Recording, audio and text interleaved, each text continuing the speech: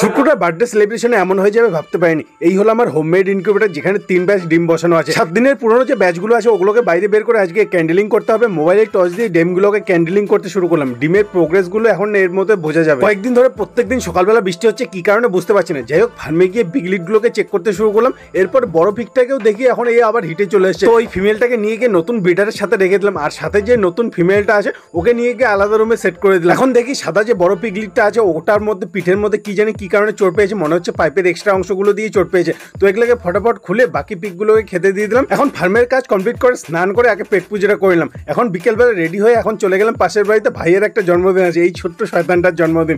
তো ভাই বোনগুলো মিলে এখন বেলুনগুলো ফোলাতে শুরু করলাম। বেলুনগুলো ফোলানো হলো, এখন ডেকোরেশনের কাজটাও কমপ্লিট করে এখন চলে গেলাম মার্কেটে কিছু গিফট কেনার উদ্দেশ্যে। একটা চকলেটের বক্স কিনে নিলাম। এখন বাড়ি এসে দেখি এদের কেক কাটার প্রস্তুতি শুরু হয়ে গেছে। 5 বছর কমপ্লিট হয়ে গেল। এদিকে কেক কাটা হচ্ছে আর আমরা এদিকে পার্টি পপার গুলো ফাটানোর চেষ্টা করছি, কিন্তু অনেক চেষ্টার পর পার্টি পপার তো ফাটছে না। আর এদিকে ছোট্ট শয়তানটা দাও কেক খাওয়ার জন্য কত উঠে পড়ে লেগেছে। এখন কেক কাটা তো হয়ে গেল, এখন হলো মস্তি টাইম। স্নো স্প্রে গুলো কে কার উপর দিবে।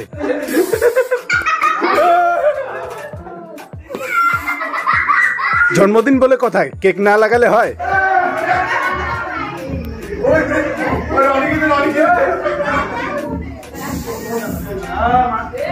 সত্যি আজকে অনেক মস্তি হয়ে গেল। ফাইনালি মস্তি শেষ। এখন এদের গিফটটাও এদের দিয়ে দিলাম। গিফট দেখতেই তো এদের খুশির ঠিকানা নেই। আর এই হলো সেলফি। এখন ভাই বোনগুলোর সাথে খেতে বসে গেলাম। আমার ফেভারিট ডালপুরি, সত্যি মজাই চলে এলো। তো আমি এটা এনজয় করি। দেখা হচ্ছে কাল। Tata bye bye.